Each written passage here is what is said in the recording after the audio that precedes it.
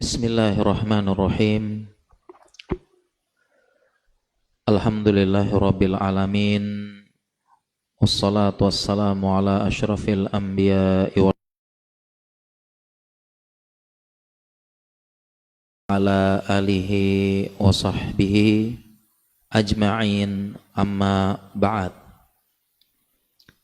Para jamaah kaum muslimin dan muslimat yang semoga dirahmati dan disayangi oleh Allah Subhanahu wa taala. Assalamualaikum warahmatullahi wabarakatuh.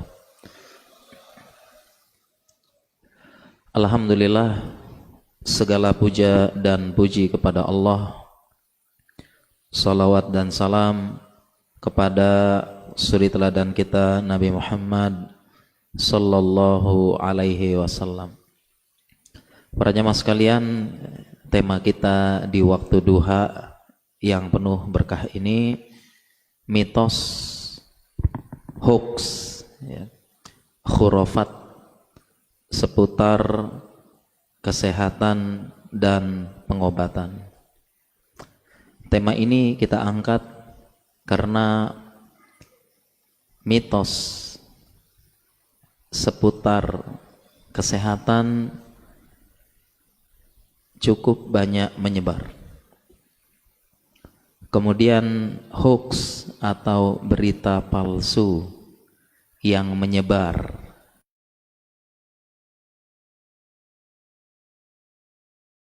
Dan pengobatan juga banyak.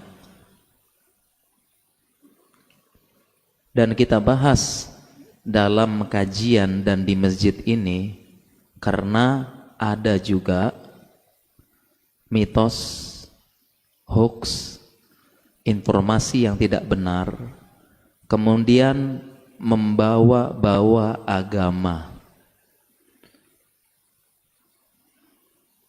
Bawa-bawa apa? Agama. Seolah-olah ajaran Islam, seolah-olah itu sunnah, padahal bukan.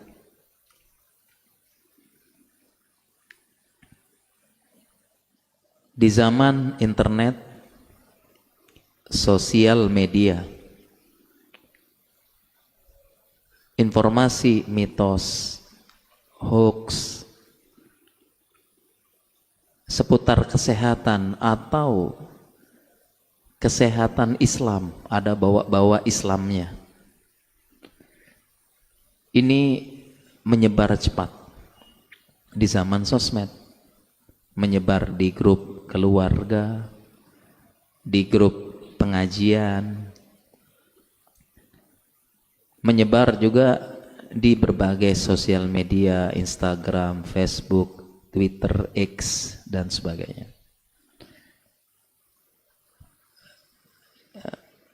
Yang sebagian kita kalau tidak punya basic di bidang tersebut, kita bisa percaya, langsung menerima. Kalau kita tidak punya basic seputar ilmu tersebut, langsung percaya atau langsung ditelan mentah-mentah. Demikian juga hoax seputar kesehatan Islam, cara hidup sehat ala Islam, cara hidup sehat sesuai sunnah, sudah tidak sesuai sunnah, kemudian tidak sehat lagi, tidak benar.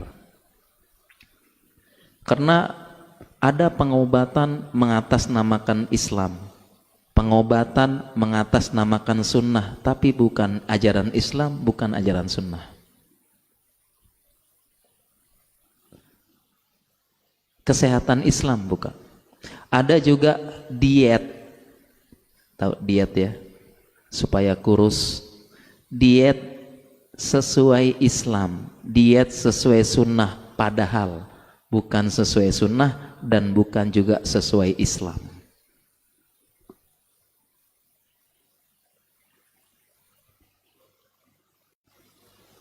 Saya pernah baca, pernah lihat video, ini diet ala Rasulullah. Tapi pas nonton ada rimpang, jahe, temulawak. Nabi aja nggak tahu ini. Tapi kenapa dibilang diet Islami, pengobatan Islami? Demikian juga dengan tips sehat ala Islam. Banyak menyebar, mengatasnamakan Islam dan sunnah. Jangan makan makanan darat, jangan makan hewan darat dan hewan laut bersamaan. Dikira ajaran Islam, nggak ada itu. Jangan mencampur ikan dengan susu, jangan mencampur ini ajaran Islam, diet. Tidak ada Islam mengajar seperti itu. Jadi kita perlu kembali kepada dalilnya ketika orang mengklaim pengobatan sunnah. Cara hidup Rasulullah, padahal Nabi tidak mengajarkan demikian. Jadi ini yang perlu kita luruskan terkait dengan mitos, hoax, dan khurafat seputar kesehatan dan pengobatan. Dan salah satu bidang yang paling banyak hoax dan mitosnya kesehatan paling banyak.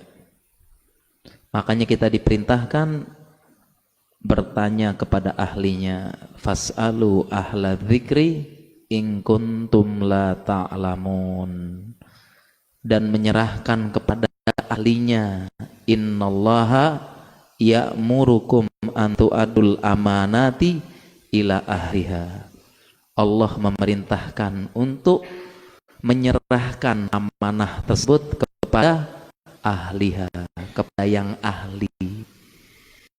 Sehingga tips sederhana ketika kita mendapatkan broadcast, mendapatkan tulisan, mendapatkan video yang sekiranya kita ragu-ragu,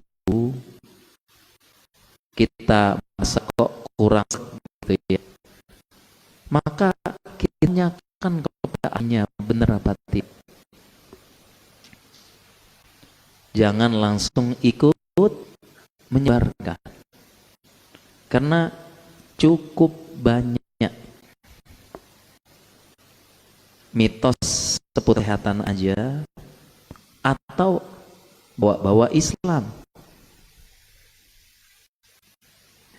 Yang kita tekankan, silahkan mengembangkan pengobatan, silahkan mengembangkan diet, silahkan mengembangkan metode kesehatan ini dan itu, asalkan kalau tidak ada dalilnya, tidak ada sunnahnya, jangan bawa-bawa nama pengobatan sunnah itu aja. Jangan bawa-bawa ala Rasulullah, jangan. Silahkan kembangkan. Lebih baik langsung dinisbatkan kepada foundernya. Pengobatan ala fulan, diet ala fulan, sehat ala fulan. Karena kalau sudah bawa nama Rasulullah berat, tidak boleh ya, Pak. Membawa-bawa nama sunnah, pengobatan sunnah tidak boleh, berat ini. Karena hadis Nabi, man kazaba alayya muta'ammidan falyatabawwa maq'adahu minan nar. Barang siapa berdusta atas namaku, bilang ini pengobatan sunnah, bilang ini ala Rasulullah, padahal bukan, nggak ada hadisnya, dalilnya, maudhu pun nggak ada, maka persiapkan tempatnya di neraka. Nggak boleh jemaah. Dan sudah selayaknya kita muslim punya giroh, rasa cemburu. Kok kamu bawa-bawa nama Islam padahal bukan. Ini perlu kita luruskan.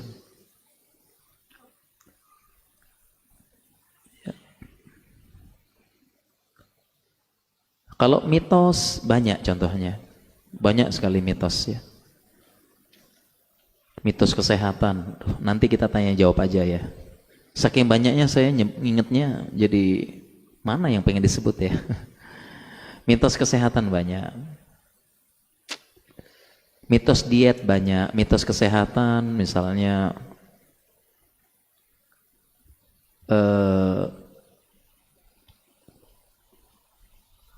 kalau gigi lepas dan tanggal, giginya yang lepas gigi bawah diapain jemaah? Diapain? Lempar ke atas. Kalau gigi atas lepas diapain?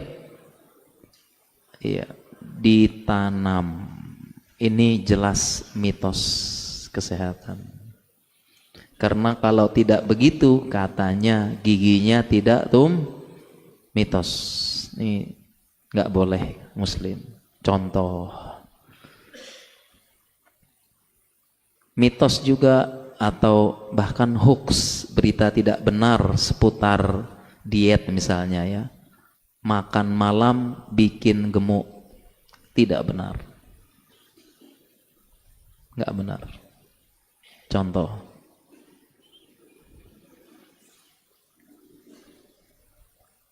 Nggak benar makan malam bikin gemuk.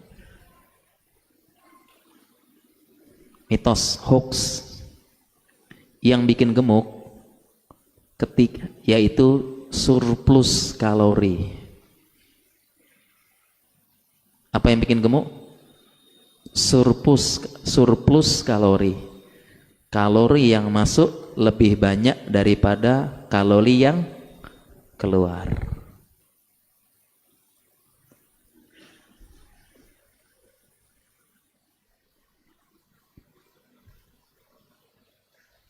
Kenapa banyak yang bilang makan malam bikin gemuk? Karena makannya sehari jadi 4 kali. Ya gemuklah. Tapi itu mitos, karena ada yang kelaparan, kemudian dapat informasi makan malam bikin gemuk, rela tidur dalam keadaan lapar, keringat dingin. Nah, bikin sakit. Mitos.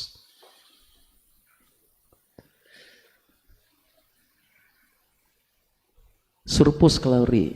Yang bikin gemuk bukan sekedar makan, tetapi pola hidup. Makanya perlu kita luruskan. Sebagian orang itu masalah kurus gemuk hanya fokus kepada makanan. Padahal yang menentukan juga tidak kalah pentingnya olahraga, pola gerak, pola tidur, dan pola pikir. Makanya para jamaah, kalau kita lihat tukang sedang kerja, tukang nasinya menggunung. Ya enggak? Sebelum kerja nasi segini, nguli habis itu. Ntar jam istirahat, snack, kue, jajan, kopi, super kental plus gulanya 0,5 kilo. Siapa? Tukang. Makan siang porsi kuli lagi, nasi menggunung. Gemuk enggak tukang-tukang? Gemuk enggak? Enggak. Jadi jangan pernah menyalahkan nasi dan makanan. Salahkan diri sendiri. Dan ini termasuk juga mitos, hoax. Nasi bikin gemuk, nasi bikin diabetes. Ada istilahnya karbohidrat jahat. Kalau karbohidrat baik, ubi rebus, jagung rebus. Kalau karbohidrat jahat, nasi putih dan roti. Hoax, tidak benar. Apalagi yang menyampaikan pakai kopiah, pakai jenggot, dikira ajaran Islam, nggak benar.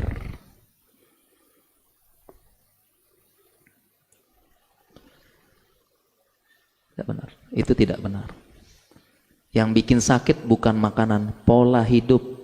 Nggak pernah olahraga, sering begadang, banyak pikiran, sakit disalahin nasi, gara-gara nasi diabetes.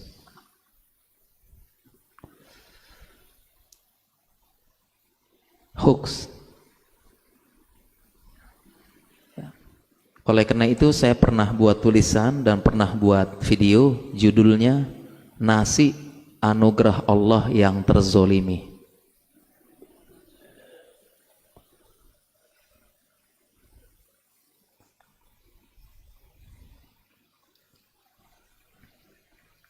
Banyak disalahin, kasihan. Jangan pernah salahkan makanan. Pola hidup. Gak pernah puasa, salahin nasi. Ini hoax.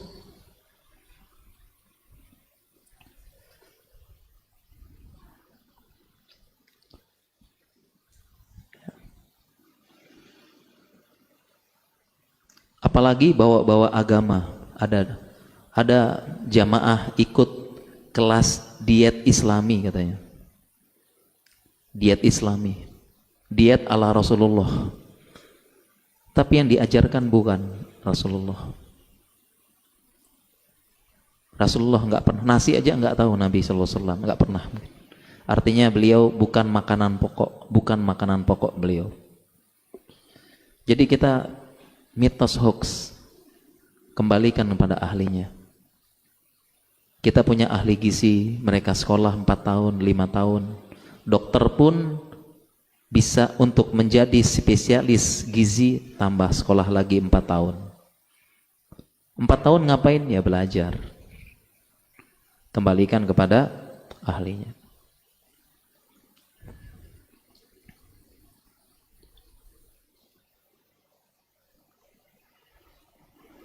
Demikian juga pengobatan sunnah, pengobatan ini banyak.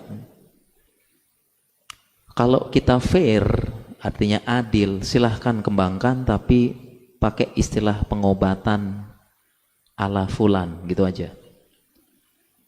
Jangan pakai pengobatan sunnah. Ada metode melahirkan, silahkan metode melahirkan ala fulan. Jangan nanti metode melahirkan ala Fatimah, ala Maryam.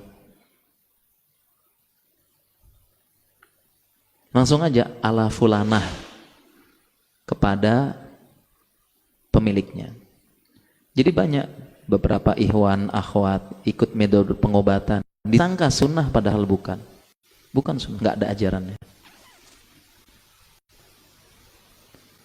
Dan ini sangat banyak ya, kalau kita bahas nanti kita bisa tanya jawab nanti. Banyak kalau kita sebutkan mitos hoax seputar kesehatan atau kesehatan Islam.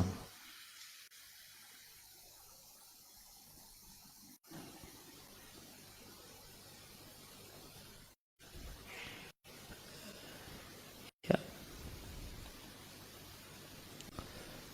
Tadi saya ngobrol dengan jamaah di zaman COVID, berat badan saya 94 kilo. Saya tunjukkan fotonya ke sebagian jamaah tadi barusan, banyak yang nggak percaya. 94 berat saya. Zaman COVID, tidak keluar, capek, lelah, nggak aktivitas, berat badan. Kemudian bagaimana cara menurunkan? Tidak pakai diet macam-macam. Nggak pakai, biasanya terutama ibu nggak makan nasi. Macam-macam diet keto, diet nggak makan nasi, nggak makan lontong, nggak makan roti, nggak makan tepung-tepungan. Diet ini macam-macam, aneh-aneh. Diet nggak boleh makan ini, nggak boleh makan itu, bahaya katanya. Kalau saya berdasarkan ilmu yang saya pelajari, diet tidak ada pantangan, nggak ada pakai diet. Yang benar, atur pola hidup, pola makan, defisit kalori, puasa rutin, olahraga rutin, tidur cukup berkualitas 6-8 jam, jaga pikiran dari stres dan depresi. Turun. Kembali ideal.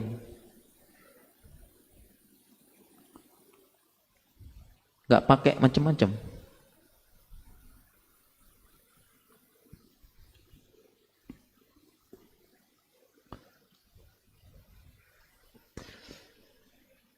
Demikian juga judul kita, mitos, hoax.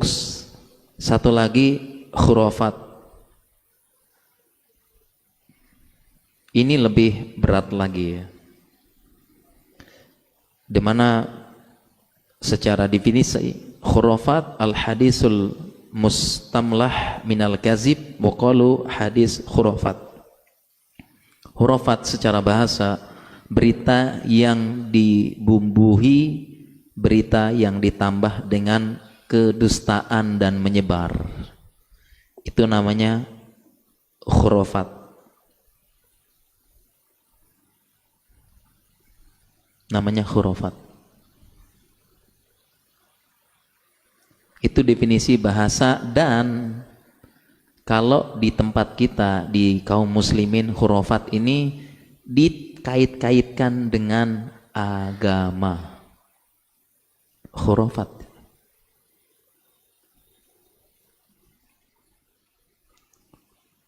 Ini perlu kita luruskan. Bawa-bawa agama, padahal nggak benar. Tidak benar.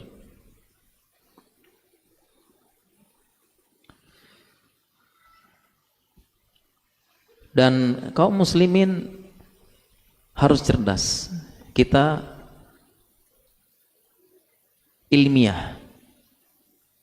Kalau memang ada dasar teorinya, atau kita bilang kalau kita dalam sains ada penelitiannya dan penelitiannya valid, karena ada penelitian yang valid dan tidak valid, kita terima.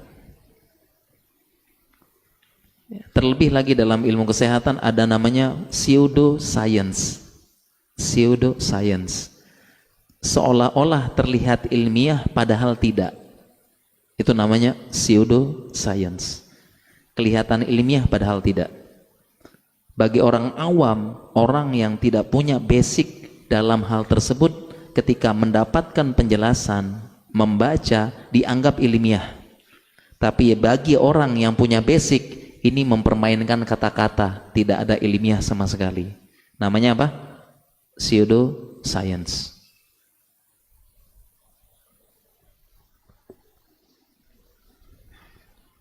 Contoh pseudoscience.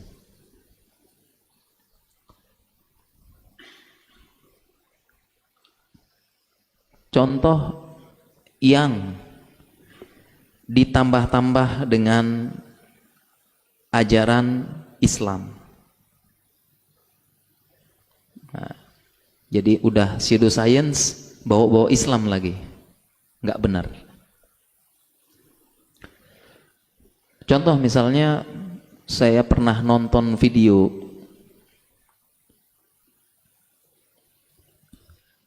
dia menerjemahkan 7 lapis langit dengan 7 lapis atmosfer.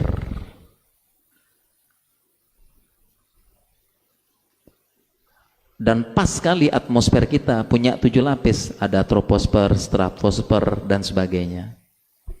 Bagi orang yang tidak paham, langsung responnya, Masya Allah, luar biasa. Bisa menambah keimanan. Tapi bagi kita, ini tentu tidak tepat. Udah salah, bawa-bawa nama Islam lagi. Contoh lagi, pseudoscience, bawa-bawa nama Islam. Nabi SAW, naha an Nabi Rasulullah SAW ayang fakha filma. Kama qala Rasulullah SAW, Nabi SAW melarang meniup minuman. Jamaah tahu ya hadisnya ya? Ayung fakhafih. Nabi SAW melarang kita meniup minuman. Ya.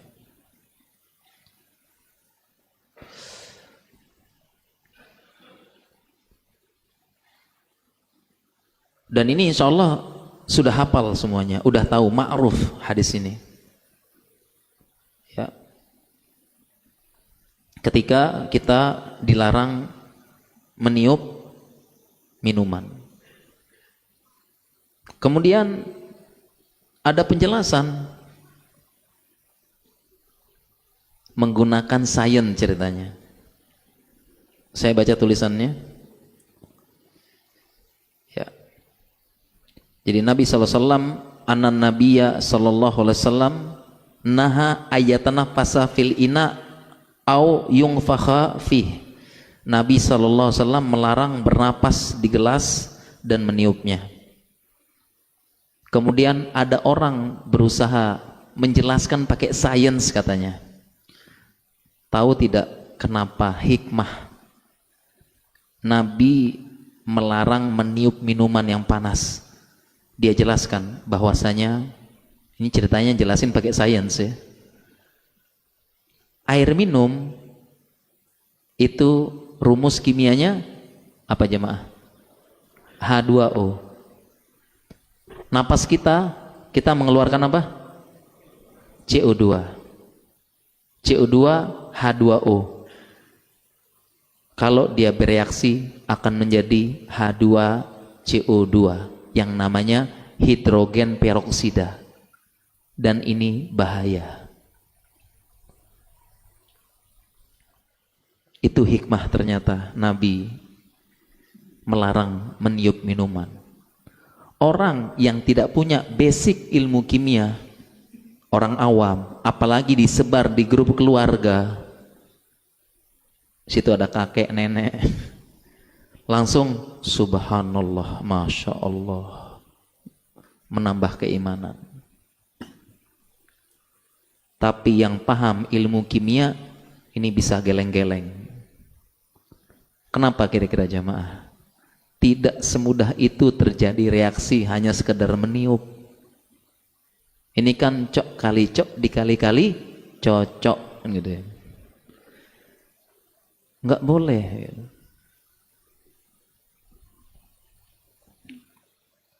Pseudoscience. Hati-hati yang seperti ini, kembalikan kepada ahlinya. Terlihat seolah-olah ilmiah padahal tidak, dan itulah yang menyebar ilmu kesehatan, ilmu teknik, dan yang paling banyak kesehatan. Hati-hati. Terkait dengan diet, ada diet macam-macam, diet ini, diet itu, diet ini, subhanallah, korbannya banyak. Diet ini, diet itu, korbannya banyak, karena nggak semua orang cocok dengan berbagai macam diet tersebut. Ada yang kurus, ada yang kurang gizi, ada yang kulitnya terkelupas, ada yang rambutnya rontok. Coba diet macam-macam. Kan bahaya.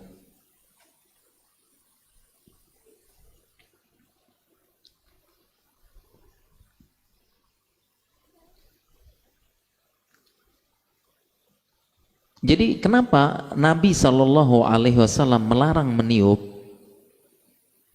Maka kita cari penjelasannya dari syarah ulama. Sehingga kalau Quran kita buka buku tafsir, kalau hadis kita buka buku syarah hadis. Gitu. Ya. Sehingga Imam Muslim menjelaskan hadis larangan meniup dalam gelas dan bernapas. Imam Muslim menjelaskan dalam syarah Sahih Muslim, wan nahyu an tanaffus fil ina huwa min tariqil adab wa makhafatan min takzirihi wa natnihi. Hikmah dari larangan meniup bernapas adalah karena termasuk adab. kemudian dikhawatirkan mengotorkan. Wasukutu syai'in minal fam, dan jatuh sesuatu dari mulut, nanti orang yang lihat kurang ini kan. Misalnya kita niup, kalau yang keluar, kita ada orang niup di sebelahnya ada orang, kalau yang keluar udara saja nggak apa-apa, tapi kalau yang keluar liur-liurnya kan nggak sesuai adab. Ini penjelasan Imam Muslim.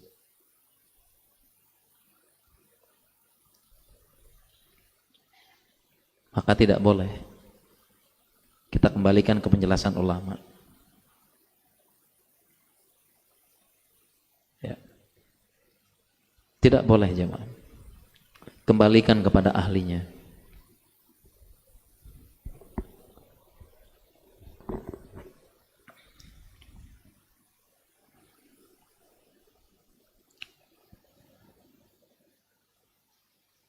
Demikian juga dengan khurafat. Jadi kaum muslimin ilmiah, atau kita sebut dengan kritis dalam mengkritisi, boleh ya, ilmiah bahasanya. Jangan ditelan mentah-mentah, karena agama kita agama dalil. Agama kita ini agama dalil. Jadi kalau ada orang nanya apa dalilnya, wajar, normal. Agama kita agama dalil, bukan pakai perasaan, bukan pakai warisan, bukan pakai katanya. Kalau ada orang dalilnya apa, itu wajar dan normal, dan begitulah cara beragama yang benar.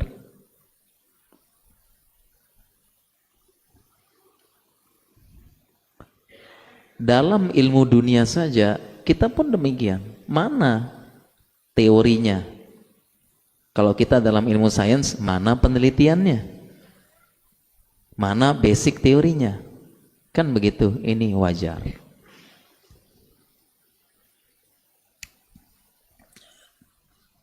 Dan salah satu PR kita, PR bersama kaum muslimin sekarang, sikap ilmiah ini yang kurang di tempat kita. Ketika ada yang bertanya dalilnya, dianggap membantah. Tidak boleh. Dalilnya kaedah istimbat, kaedah istidlal, kaedah menyimpulkan, dan kaedah berdalil. Ya, seperti itu. Karena hilangnya sifat ilmiah di antara kaum muslimin, menyebarlah berbagai macam mitos, hoax, khurafat. Kalau seputar kesehatan saja masih mending karena urusan dunia, tapi ini bawa-bawa agama, dianggap ajaran agama. Ini yang tidak boleh. Tidak boleh. Khurafat bawa-bawa agama banyak jemaah. Bawa-bawa agama tidak benar. Dan salah satu kemunduran umat Islam karena ini, ilmiahnya hilang dan melestarikan khurafat. Dan ini yang terjadi di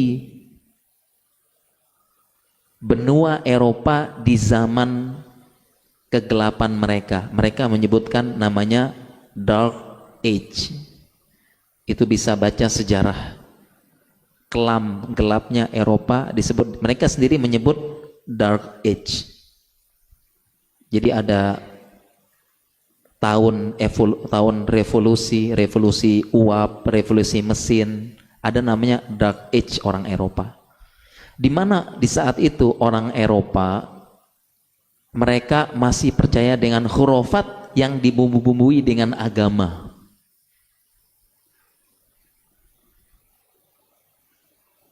Sehingga mereka saat itu sadar, kalau kayak begini terus kita nggak maju, mending kita pisahkan agama sama pemerintahan. Agama ya agama, pemerintahan ya pemerintahan. Jangan kait-kaitan. Akhirnya itulah menjadi liberal. Itu Dark Age mereka. Salah satu dampak dari Dark Age-nya orang Eropa, ini bisa dibaca di jurnal ada, di berita ada, yaitu terjadi wabah terbesar sepanjang sejarah.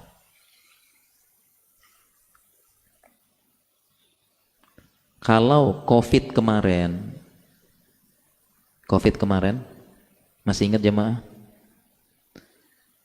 Jumlah korban jiwa belum ada apa-apa dibandingkan dengan wabah terbesar dalam sejarah peradaban manusia terjadi di Eropa. Nama wabahnya adalah wabah Black Death dengan korban 25 juta jiwa.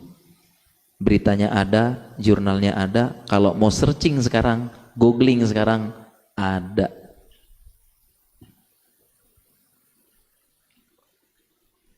Wabah terbesar dalam sejarah peradaban manusia namanya Black Death.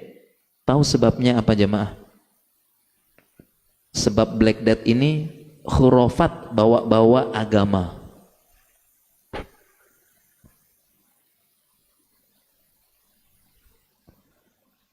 Saat itu, ini saya baca, ini berita ada, jurnal kesehatan ada.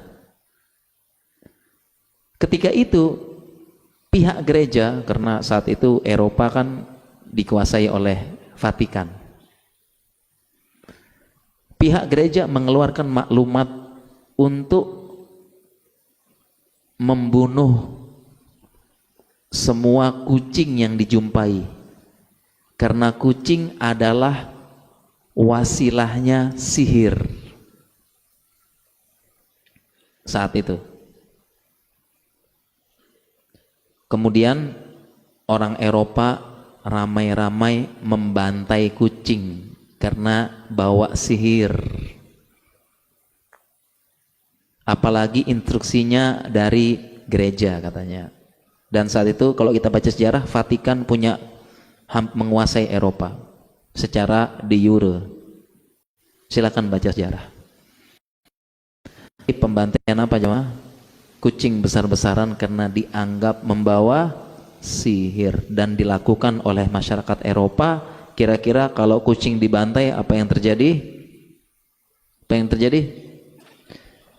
Ya, iya, jumlah populasi tikus meningkat dan tikus ini namanya makanannya macam-macam. Ya, kalau secara ilmu kedokteran dia macam-macam, dia makan apa? Sarangnya bakteri, virus, dan terjadilah mutasi genetik dari virus dan sebagainya, muncul wabah baru namanya Black Death. 25 juta wafat. Sebabnya apa? Khurafat, bawa-bawa agama.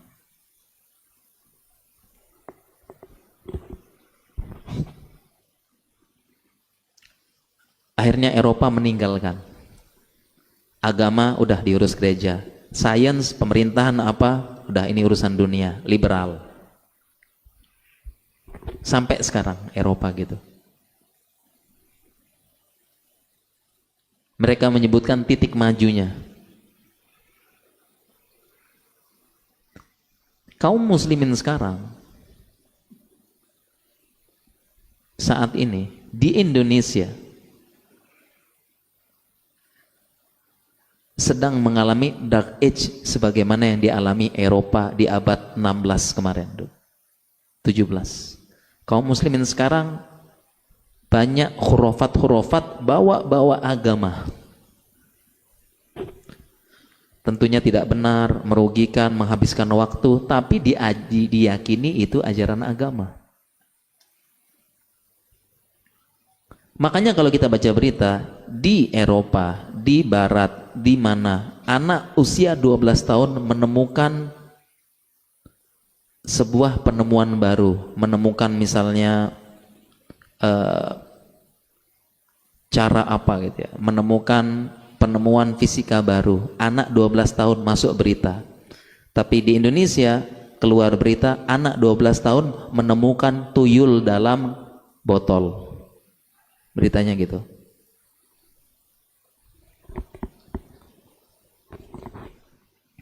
Di Indonesia muncul berita ada sebuah gua yang katanya gua ini jalan pintas menuju Mekah. Jamaah baca nggak beritanya? Ada gua jalan pintas menuju Mekah. Baca beritanya jamaah. Baca beritanya. Rame nggak yang datang? Pengen umroh soalnya. Iya, pengen umroh lewat Goa. Cepet kan? Daripada pakai travel mahal, lama, mending kan lewat Goa sampai. Itu siapa? Kaum muslimin semuanya. Cepet kalau gitu-gitu ya. Khurafat, bawa-bawa Islam, cepet.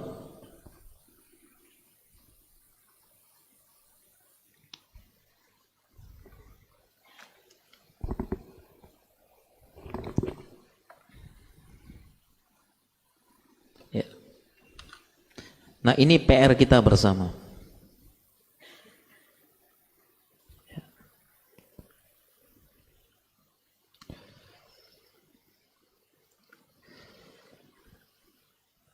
Sehingga kaum muslimin kita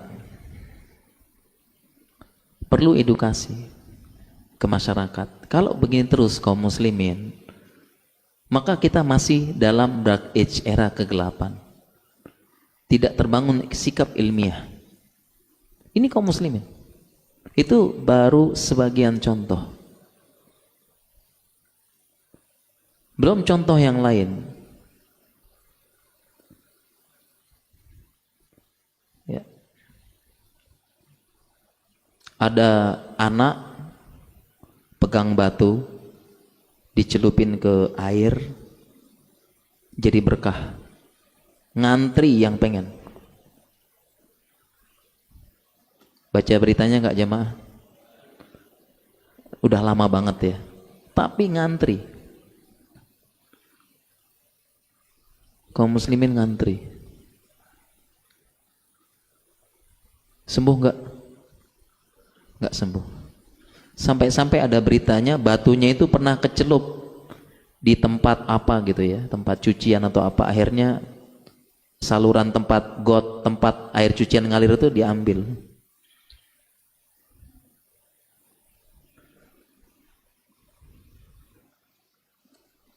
Khurafat.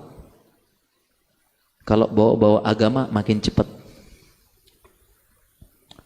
Belum lagi dalam ilmu pengobatan, banyak.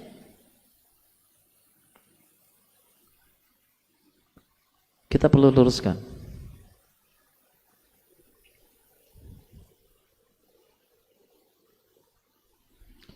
Ya. Makanya kita diberikan pikiran supaya kita pakai. Makanya dalam Al-Quran pun, jadi Islam tengah-tengah. Islam mengakui ada wahyu, ada perkara goib, di mana perkara goib otak tidak bisa mencerna. Ilmu dunia malaikat itu otak tidak bisa mencerna dan tidak bisa dibuktikan secara sains. Itu dunia malaikat. Tapi kita beriman. Islam tengah-tengah. Ya. Manusia punya akal tapi terbatas, dan itu hikmahnya menunjukkan manusia itu terbatas. Jangan mendewakan akal, logika. Kemudian Islam juga mengakui adanya akal. Makanya Allah berfirman, afala taqilun, kenapa kalian tidak memikirkan? Afala yatadabbarun, kenapa kalian tidak bertadabbur? Ya, fattaqullah ya ulil albab, bertakwalah wahai yang punya albab. Albab ini jamak dari lub. Lub itu artinya inti, dan inti itu maksudnya otak. Itu maksudnya ulul albab. Masjid ulul albab. Pakai otak, pakai akal. Ilmiah. Kenapa bisa begitu? Memang ada dalilnya, memang ada penjelasannya secara ilmiah. Kan begitu. Jangan asal terima.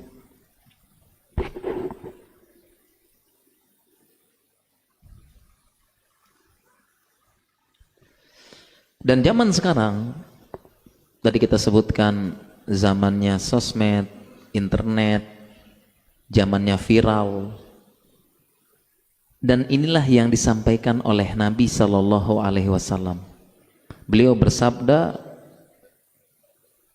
yakzibu bil kasbih bil ya, jadi yakzibu bil kathbah tuhmalu anhu hatta tablugul afaq. Jadi Nabi pernah menyebutkan hadis ini riwayat Bukhari sahih. Apa kata beliau? Nanti ada seseorang yakzibu bil kasbah, ada orang nanti dia berdusta dengan satu dusta. Wa tuhmalu anhu hatta tablugul afaq. Kemudian berita ini dibawa sampai mencapai afaq. Afaq jamak dari ufuk. Ufuk itu ya ufuk barat, ufuk timur, ufuk selatan. Artinya nanti ada orang dia berdusta dengan satu dusta tapi menyebar seluruh alam. Sahabat saat itu, ini gimana caranya ya? Kalau dustanya satu Mekah nggak apa-apa, dustanya Jazirah Arab bisa kesebar. Tapi kalau dustanya sampai afak, ufuk barat, ufuk timur, ufuk selatan, seluruh dunia, gimana caranya? Sekarang terbukti.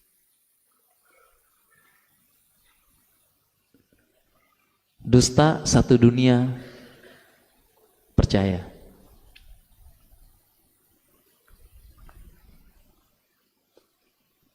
Satu dunia percaya. Zamannya kita hati-hati.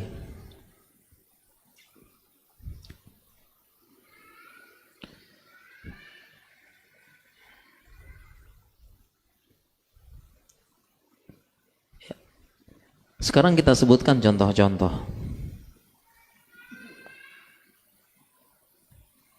Khurafat misalnya. Dalam ilmu medis banyak nih ya. Saya sebutkan yang saya ingat.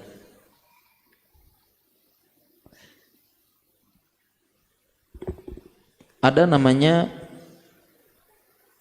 contoh nih yang yaitu anak indigo bisa menebak masa depan. Anak indigo bisa punya indera keenam. Ini hoax, nggak benar. Nggak benar. Kenapa jelas dalam Islam la ya'lamul ghaiba illallah. Tidak ada yang tahu ilmu gaib kecuali Allah. Seandainya dia tahu maka Allah yang kasih tahu. Makanya Allah istisna, Allah kecualikan illa limanir tado. Kecuali yang Allah ridhoi, tapi itu pun Allah kasih tahu. Jadi muslim jangan dong percaya anak indigo punya indera keenam, paham hal gaib, bisa menebak bisa menebak di mana barang yang hilang. Jangan dong kaum muslimin percaya.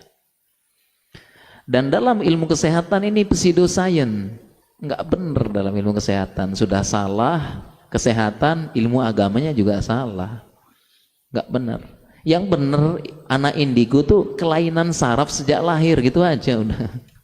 Jangan ditambah-tambah.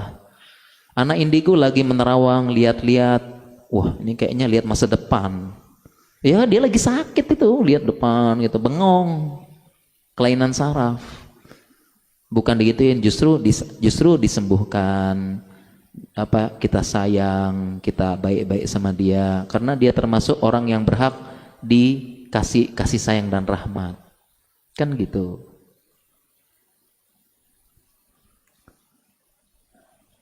Ya, tidak benar. Demikian juga contoh misalnya yang menyebar di masyarakat, mati suri. Apa jemaah? Apa itu mati suri? Apa itu mati suri? Iya. Sudah mati hidup lagi. Masyarakat kita percaya enggak? Percaya enggak? Ya, kita muslim jangan percaya. Kita muslim jangan percaya. Kenapa? Kalau sudah mati, beneran mati loh, nggak bisa hidup lagi. Kecuali yang Allah kasih mukjizat, Nabi Isa menghidupkan Sam bin Nuh dan yang lain-lain. Tapi kalau manusia biasa udah mati nggak bisa lagi dong. Nggak ada mati suri.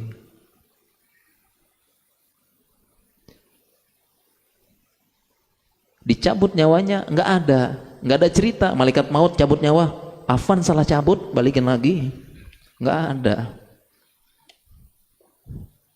Salah lihat catatan salah cabut balikin lagi, nggak ada. Maaf ya, nggak ada, mati ya sudah. Bahkan disebutkan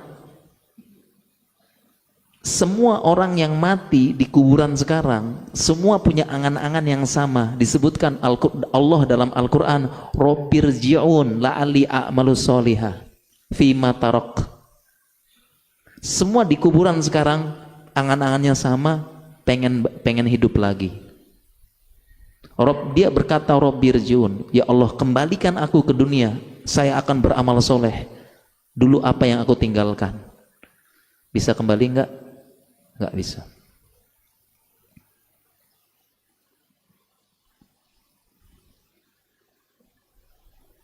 Nggak bisa balik lagi. Jadi jangan percaya dong mati suri kita ya.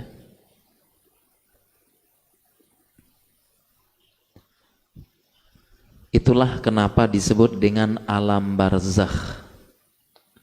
Apa artinya alam barzakh jemaah? Kenapa disebut alam barzakh? Karena sesuai dengan arti barzakh. Apa artinya barzakh? Artinya barzakh? Soheh Pak, sekat. Barzakh artinya sekat, pemisah yang tidak bisa ditembus. Namanya alam barzakh, memisahkan alam kematian dan alam kehidupan. Dipisahkan oleh barzakh, sekat yang tidak bisa ditembus sama sekali.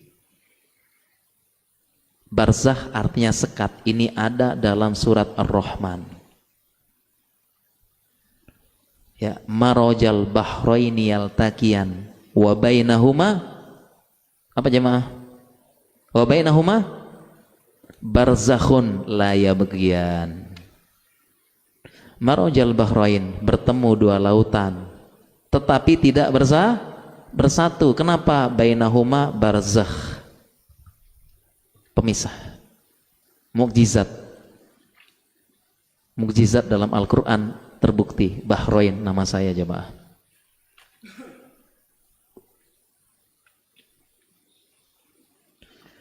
Jadi nggak ada, kita nggak percaya dong mati suri. Dan ternyata dalam ilmu kedokteran ada penjelasan ilmiahnya. Dalam ilmu kedokteran mati suri disebut dengan near death experience. Artinya terjemah enaknya itu ya mati yang tertunda bahasanya. Mau mati tapi nggak jadi.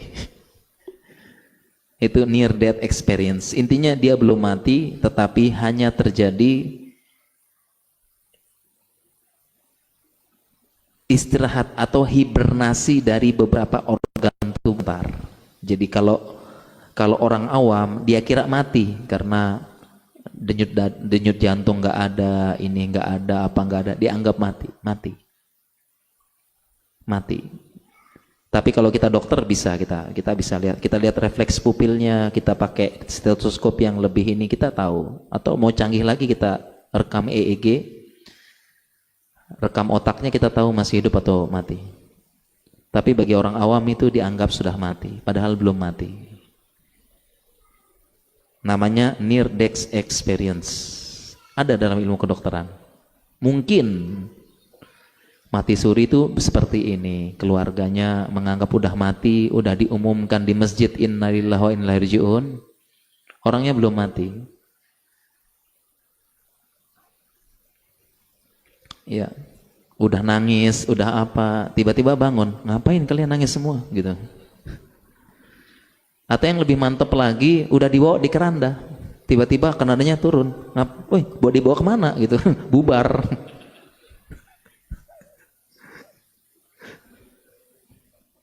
Namanya apa? Near death experience. Ada penjelasan dalam ilmu kesehatan. Jadi kita nggak usah percaya mati suri. Gak ada dalam Islam. Menariknya, mati suri ini dimanfaatkan oleh sebagian orang untuk menghindari sesuatu. Ada kisah orang tiba-tiba keluarganya mengumumkan dia sudah meninggal, sudah mati, meninggal. Keluarganya mengumumkan meninggal. Tiba-tiba udah dikubur, udah ini, udah apa. Tiba-tiba dalam berapa bulan orangnya hidup lagi, pada kaget kan. Akhirnya keluarganya mengatakan dia mati suri. Diusut, ternyata keluarganya kong kali kong sepakat, ya, kong kali kong sepakat mengatakan dia sudah mati untuk menghindari tagihan hutang. Ya, mati suri. Ya, jadi kalau mau dituntut, ya kita kan nggak tahu Pak, ini mati suri. Ada-ada aja ya. Makanya coba kalau ada berita mati suri, cek tagihan-tagihan dan cicilannya coba.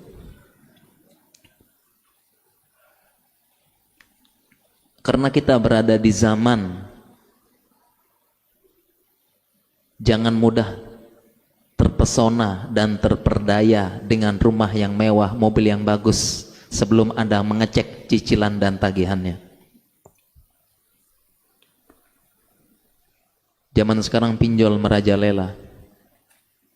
Banyak yang bisa gaya dengan hutang, siapapun bisa. Baik para jamaah, mungkin demikian yang bisa kita sampaikan. Materinya kita cukupkan dulu ya. Saya dapat amanah sampai jam 11. Karena jam 11 saya harus berangkat. Infonya sih ke Tangerang ya, jauh juga nih. Ada kajian lagi. Baik, mungkin di sisa waktu 10 menit ini kita gunakan untuk tanya jawab. Ya, mudah-mudahan saya bisa menjawab ya. Tanya jawabnya gimana? Pakai ini ya. Pertanyaan ini ya. Oke.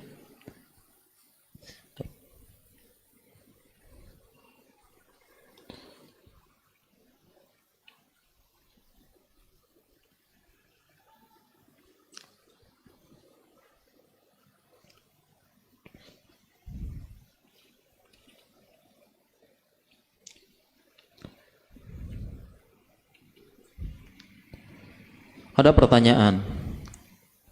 Hukum minum harus jeda 30 menit. Minum jeda 30 menit. Maksudnya gimana nih? Minum harus jeda 30 menit. Maksudnya gimana? Hah? Setiap?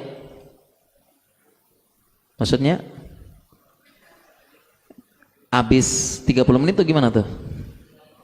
Hah? Maksudnya gimana nih? Hukum minum harus jeda 30 menit. Oh, habis makan. Habis makan minumnya 30 menit lagi. Hah? Gitu. Nah, sekarang kita praktekkan jemaah nih. Kita praktekkan. Ada tidak hadis yang berbicara seperti ini? Ada? Nah.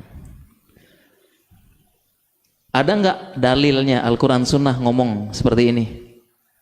Ada? Ada? Kok agak-agak ini ada antara ada dan tiada?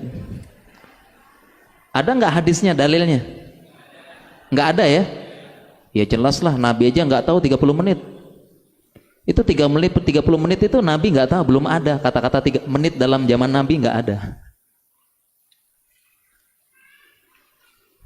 Sekarang saya tanya, berarti habis makan tunggu 30 menit, sunnah apa enggak? Sunnah apa enggak? Enggak, udah pinter jamaah ya. Udah bukan sunnah berarti kan? Udah aman berarti ya. Kalau sudah sunnah ya udah, bukan. Tapi ada yang meyakini sunnah apa enggak? Ada yang meyakini ini sunnah apa enggak? Hah? Ada yang meyakini ini sunnah? Hah? Ada? Sunnah ini? Ya, jawabannya jelas bukan sunnah. Hadis dalil nggak ada. Kok bisa 30 menit? Kenapa nggak 40 menit? Kenapa nggak 1 jam? Yang penting bukan sunnah. Sekarang kita bahas kesehatan.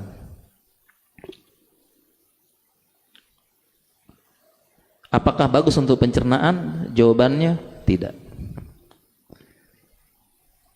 Mungkin ini diambil dari perkataan ulama, la tosrobu asna al-aql, diambil dari ucapan Ibnul Qayyim maupun yang lain. Janganlah kalian minum di tengah makan. Tetapi ini kan dalilnya di tengah makan, bukan setelah makan. Kok bisa berdalil seperti ini? Kemudian yang kedua, setelah kita baca lagi kitab Tibun Nabawi, ada lanjutan penjelasannya, malam yakun adatan, selama itu bukan menjadi adat. Bacanya yang lengkap, karena saya punya tulisannya. Ini salah memahami. Memang Ibnu Qayyim mengatakan la tashrub ma asna al-aql, jangan minum di tengah makan. Jadi Ibnu Qayyim bilang jangan minum tengah makan, bukan setelah makan, tunggu 30 menit. Dan juga zaman Ibnu Qayyim nggak ada 30 menit. Belum ada menit zaman Ibnu Qayyim. Kita kan ilmiah dan kritis. Jadi Ibnu Qayyim bilang, maksudnya beliau makan minum, nggak boleh, bukan setelahnya. Dan kita lihat penjelasan di kitab Tibun Nabawi, Ibnu Qayyim pendapat yang lain itu disebutkan malam yakun adatan, selama itu bukan adat. Jadi kalau kita udah biasa, maksudnya selama bukan adatnya dia. Tapi kalau adat kita habis makan minum terserah dong. Kalau memang adat kita habis makan langsung minum, ya udah. Kenapa enggak? Itu pertama, salah memahami ucapan Ibnul Qayyim dan tidak sesuai. Kemudian yang kedua, Allah sebutkan dalam Al-Quran, kulu washrobu, makan dan minum. Habis makan minum, wawunya wawu atof. Habis makan ya minum. Ya udah, habis makan ya minum. Kemudian dalil yang ketiga, dalil fitrah. Anak-anak habis makan minta. Anak-anak habis makan minta. Itu dalil fitrah. Habis makan ya minum.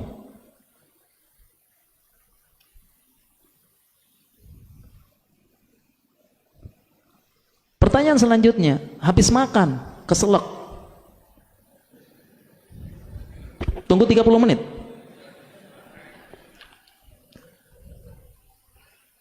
Habis makan, kepedesan. Tunggu 30 menit. Habis makan padang tunggu 30 menit enggak?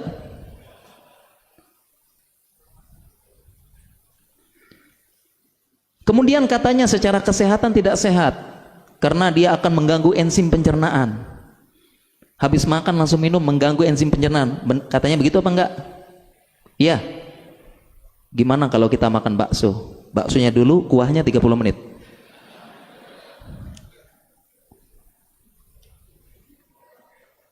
Kuahnya air kan? Makan soto Betawi, itunya dulu, kuahnya 30 menit. Ilmiah dong jamaah.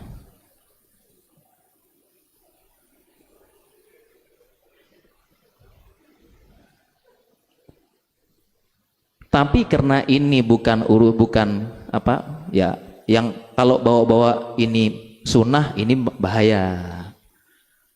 Kalau bawa-bawa ini sunnah, bahaya. Dan tidak semua ucapan Ibnul Qayyim itu sunnah, tidak semua. Kadang-kadang Ibnul Qayyim menukil, Ibnul Qayyim itu terkadang menukil pendapat tobib-tobib di zaman lampau. Ibnul Qayyim menukil tobib Yunani, Ibnul Qayyim menukil tobib Cina, Ibnul Qayyim menukil tobib Mesir.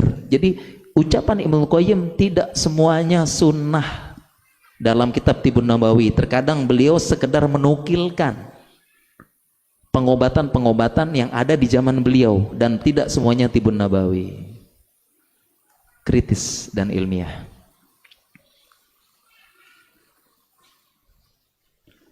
Jadi kalau mengatakan sunnah tentu kita langsung nggak boleh dong. Jangan bawa-bawa Nabi. Itu pengobatan masa lampau, pengobatan di zaman Ibnul Qayyim. Yang adat-adatnya orang-orang beda-beda. Kemudian kalau bilang masalah kesehatan, nah ini perkaranya ringan. Karena ini urusan dunia. Sehingga kalau ada yang meyakini habis makan tunggu 30 menit silahkan urusan dunia.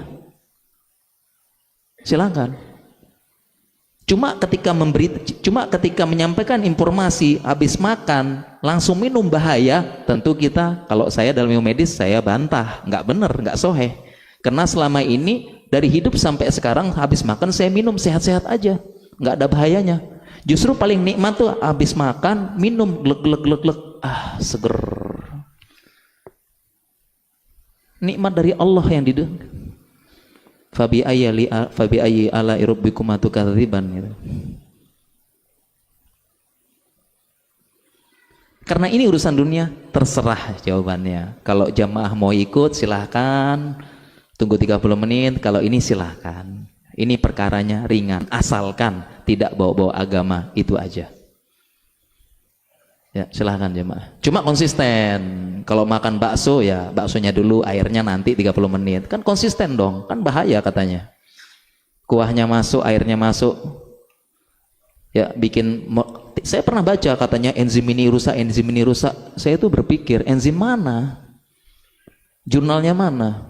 Kita kan ilmiah dong. Ya, oke. Ya, karena kalau yang mengatakan urusan dunia ringan, terserah jamaah mau ikut yang mana, terserah. Urusan dunia ibaratnya mau makan bakso, makan sambal, ibaratnya lagi makan nih, ada yang makan sambal doang, ada yang makan bakso doang, ada yang makan sambalnya doang, terserah. Cuma saya tekankan ilmiah, kaum muslimin ilmiah dan kritis. Satu lagi, jangan bawa-bawa agama kalau bukan ajaran agama. Dan tidak semua Arab klasik sunnah, enggak semua. Hati-hati. Silahkan kembangkan, tapi jangan bawa-bawa sunnah.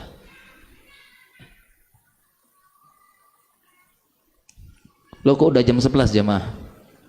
Kita tutup berarti ya. Terakhir ya.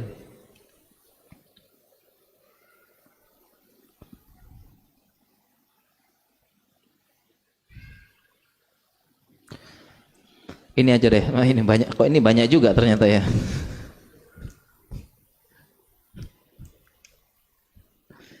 Banyak nih.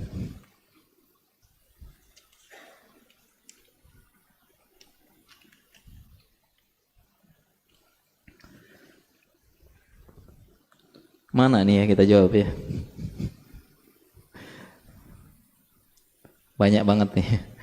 Iya, ini aja deh. Saya pernah mendengar kalau mandi harus dimulai dari bawah dulu. Tidak boleh dari kepala. Apa benar? Jadi mandi itu kaki dulu, paha dulu, perut dulu, baru kepala. Bener apa enggak? Gimana jemaah kira-kira? Bener apa enggak? Hah? Bener apa enggak? Iya, jawabannya ini ya dirinci jemaah ya. Kalau udaranya dingin banget, nggak ada air anget, ya, terus kita baru bangun tidur. Karena kalau kita tidur tuh suhunya suhu sirkadian tubuh 35 derajat. Tubuh kita habis anget, habis tidur tuh. Kemudian tiba-tiba mandi, misalnya lagi berada di Bogor, puncak Bogor, airnya dingin-dingin. Maka jangan langsung diguyurkan ke kepala. Maka nanti otak kaget, tubuh kaget. Kalau langsung guyurin kepala, nanti sebagian orang kalau diguyur ke kepala, tubuhnya kaget, aliran darahnya menjadi tidak lancar. Ya, ini kan aliran darah kan naik ke atas ya, mendingin, kaget, aliran darah ke kepala berkurang, begitu guyur pingsan langsung tes. Nah, gitu. Ini penjelasannya. Makanya dimulai dari bawah dulu supaya nggak kaget. Siram kaki, siram paha, siram badan, tubuh menyesuaikan, baru guyur. Ini kalau kita baru bangun tidur dan airnya dingin banget, nggak ada ini kan. Apalagi habis begadang. Tapi kalau di kota Jakarta panas kayak gini, udah langsung guyur aja dah biar adem, seger. Nggak usah pakai pelan-pelan, kelamaan. Apalagi panas, pengap dan sebagainya, ada kolam langsung nyebur aja udah, nggak usah pelan-pelan di pinggir kolam pelan-pelan gitu ya. Kelamaan langsung nyebur, seger. Kayak gitu ya. Kita tutup jemaah. Ya, saya dimarah sama harus cepat. Iya, kemudian pertanyaan terakhir terkait makanan, tepung-tepungan, mie, kue, batasan seperti apa? Saya pernah mendengar di sosmed salah seorang dokter terkenal ini dapat melengketkan usus. Jawabannya tidak benar. Ya. Kue mie itu bukan lem. Nggak benar melengketkan usus, tidak benar. Tidak semua dokter pun, ya ada juga yang belok-belok dikit gitu ya. Kalau kayak gini kita ilmiah nih. Emangnya mie sama kue itu lem gitu ya? Ususnya langsung lengket gini? Hah? Ususnya langsung begini lengket? Cuma kemasukan mie sama kue? Lengket langsung? Enggak lah. Ini akal sehat aja langsung nggak bisa. Emangnya yang kita makan lem gitu ya? Lem kastrol, ya lem Korea. Itu mah langsung lengket itu mah. Makan lem. Mie sama kue enggak. Itu makanan. Dan lagi pula tubuh kita nih ada enzim, ada lipase, ada amilase, kemudian ada namanya gastric acid, ada namanya asam lambung yang mencerna. Enggak semudah itu lengket. Ini kan bahasanya gimmick, gimana supaya viral aja. Tapi nggak benar cara penjelasannya. Nanti saya buat video lagi jamaah, mie dan kue anugerah Allah yang terzolimi, kan? Ya, ya. Jadi mie dan jadi nggak benar jamaah ya. Tidak benar mie, kue, roti bikin usus lengket, nakut-nakutin, nggak benar. Yang benar adalah mie anugerah dari Allah, makanan. Yang penting jangan berlebihan. Mie instan maksimal 2 kali sepekan. Sekali sepekan nggak apa-apa. Bukan racun.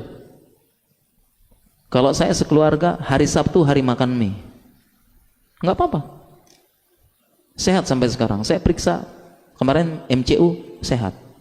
Mie instan bukan racun, tapi menyebar di sosmed macam-macam. Gimik namanya. Menjatuhkan, menjelekkan yang ini untuk menghidupkan produknya. Kayak gitu. Jadi nggak benar ya. Emang jemaah ada yang percaya makan mie sama kue bikin lengket usus? Ada yang percaya nggak?